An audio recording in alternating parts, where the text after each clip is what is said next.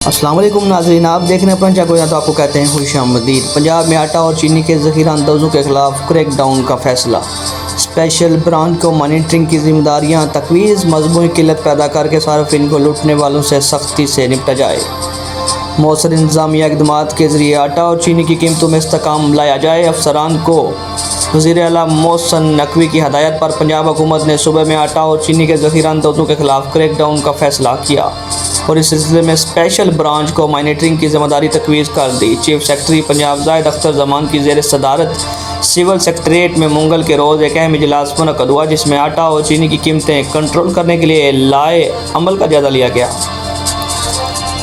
صنعت خوراک اور خزانہ کے محکموں کے سیکٹر ڈائریکٹر فوڈ پنجاب و متعلقہ افراد نے اجلاس میں شرکت کی۔ چیف سیکرٹری پنجاب نے کہا کہ آٹا اور چینی کی مقررہ سے زائد نرخوں پر فروخت قابل قبول نہیں ہوگا۔ اشیاء کی مصنوعی قلت پیدا کر کے صارفین کو لوٹنے والوں سے سختی سے نپٹا جائے گا۔